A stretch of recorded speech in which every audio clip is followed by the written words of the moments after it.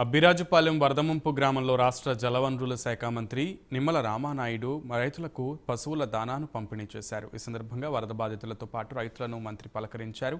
NDA ప్రభుత్వం రైతులకు అండగా ఉంటుందని భరోసా ఇచ్చారు. రామానాయుడు మాట్లాడుతూ జగన్ 5 ఏళ్ల పాలనలో రాష్ట్రాన్ని అన్ని విధాలా అప్పుల పాలు చేశారని ఆగ్రహం వ్యక్తం చేశారు. భారీ వర్షాలతో వరద ముంపు గ్రామాల్లో బాధిత కుటుంబాలకు ప్రభుత్వం 25 కేజీల బియ్యం, నిత్యావసర సరుకులు, కూరగాయలతో పాటు 3,000 రూపాయల నగదును అందజేసినట్లు తెలిపారు మంత్రి. రాష్ట్రం అప్పుల మయంలో ఉన్నటువంటి పరిస్థితి, అప్పుల ఊబిలో ఉన్నటువంటి పరిస్థితి, ఖజానా అంతా కూడా ఖాళీగా ఉన్నటువంటి పరిస్థితి గత 5 సంవత్సరాల్లో చూసాం.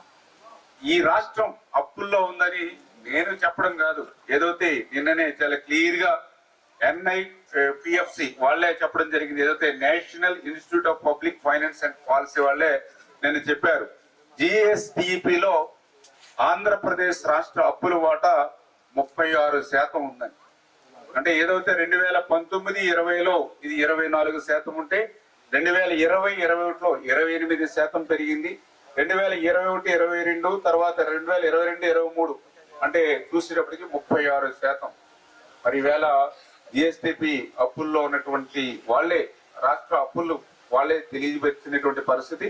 అంటే ఈ రకంగా ఇంత అప్పుల్లో ఉన్నటువంటి పరిస్థితుల్లో కూడా నిన్ననే మీరు చూసారు, 1వ తేదీ వచ్చింది. 1వ తేదీ వస్తే ఒక్కరోజు దగ్గర 8,300 కోట్ల రూపాయలు, ఒక్కరోజు 8,300 కోట్ల రూపాయలు ఖాతాల్లో తీసాం.